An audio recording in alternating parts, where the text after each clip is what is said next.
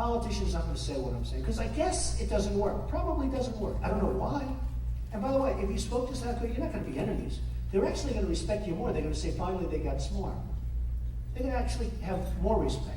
You ever see that? A lot of great business people in the room, where when you're firm and tough with somebody, you actually develop a better relationship with them because they respect you.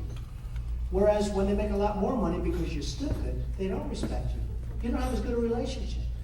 Right now, they don't respect this country. They don't respect our leaders.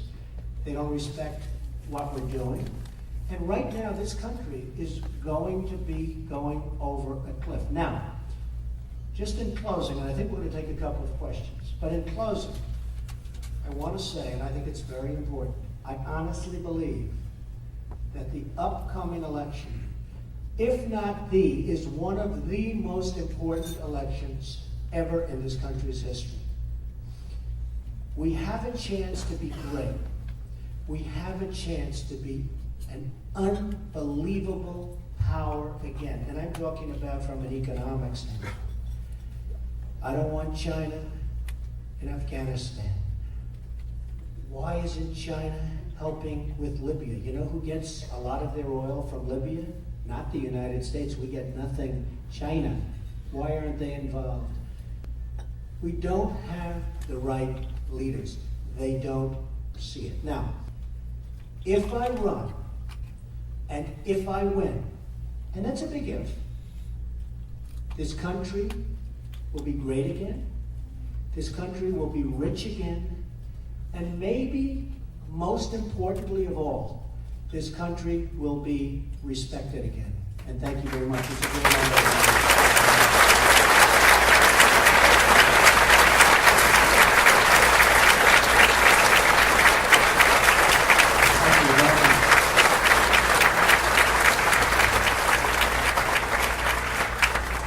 Mr. Trump, thank you very much for those remarks. And per your courtesy, we will take 3 questions from the audience. Make them nice and easy, please. I'll be happy to come around. I only ask that you give your name, your company affiliation, and then present your question if you could. And I'll start here right next to me.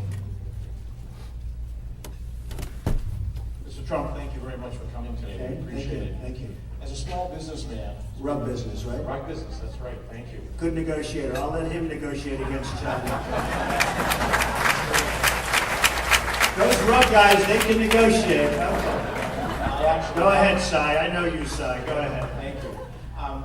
As a small businessman who's been downtown for 53 years, and a 4th generation business, the concern we all have downtown is we're losing market share. The old single owner businesses are going away as malls and shopping centers are being built up.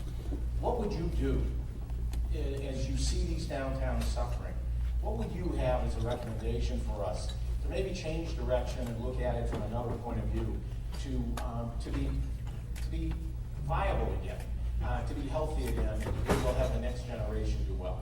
Well, it's a great question, and a lot of towns are having, whether it's Walmart or some of the other big ones, and that's probably what you're referring to. They're coming in and they have these massive stores, and you know, it's a whole different thing, and it's a changing time, and it is changing times, and a lot of towns are knocking them out. I would say this, in all fairness, if the economy were good, and it's not great in New Hampshire at all, and it's not great almost anywhere. You know where it's good? It's good in Washington. I have this big club in Washington that's doing great. You know why? Because everybody's moving to Washington, because Washington's sort of running everything, and they own everything, and that's the exact opposite of what we want. If this economy were raging again, you would do so great, because guys like me and plenty of others in this room will be going to your store. We're not going to wherever else it may be. But there's room for everybody, everybody. So if we could get this economy going again, if we could get jobs back, instead of having them going to India and having them go, Mexico. There's a place called Newton, Iowa, where Maytag was given a huge incentive to move out of Newton, Iowa, and that was the big employer, and they moved to Mexico with our incentive. And now Newton is devastated, just absolutely devastated. And this was years ago, they haven't come back. If we could use the right brain power, you would have so much business, and so would everyone else, because you hate to restrict these big companies from coming in. I think even you would agree to that. So, and I've seen plenty of towns do it, and they end up getting hurt in a different way, in a much different way. But if we could make our country strong again economically, we're just teetering along, and it's going to start getting worse and worse because of what's happening with fuel and other things. And remember this, we have no interest rate. I went to a bank the other day. They don't want to, if you have CDs, they don't give you anything. And you know what? If you want to borrow money today, if you're super prime, you can borrow whatever you want and pay almost nothing. Problem is, if you want to buy a house, they won't give you any money for a house. The people in this community and every other, you go to the banks, and it's very, very hard. Don't worry, I'm talking about the big banks. I'm not talking about your banks. But you know, they've taken these tremendous subsidies from the government, and now what they're doing is sitting on them, and they're not loaning money for that. And that's one of the big problems with that. Now, the real problem is what's going with gasoline, in terms of bringing the world back, in terms of bringing our world back, which is the United States. And eventually, interest rates are going to have to go up because the dollar is being decimated. And if you look at your food costs, look at the cost of cotton, that blows away gasoline. But if you look at your food cost, if you look at your clothing cost, and if you look at your gasoline cost, they're setting records. And a lot of that is because of the decimation of the dollar. So we have to get a strong dollar back. We have to get the country going again. And you, Cy, and everybody else can make a lot of money. Okay? Thank you. We'll take the second question over here, in this corner, right back here. Playing Where's Waldo with you. Good afternoon, Mr. Trump. Thank you for coming today. Thank you. My name is Marie Mayotte. With my husband and my son, we own a small business across the river in Hudson. It's called Red Brick Clothing. And before I ask my question, I would like to just say, as the mother of a young naval officer who did 4 6-month deployments in the Persian Gulf between 2003 and 2005, I do appreciate your respect for the job that those young men and women have done. Thank you. Very much. Thank you. I do respect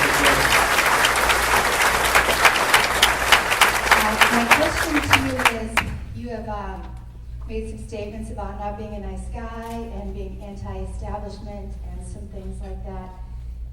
To that end, if you do enter the political arena, the art of compromise is something that is kind of important.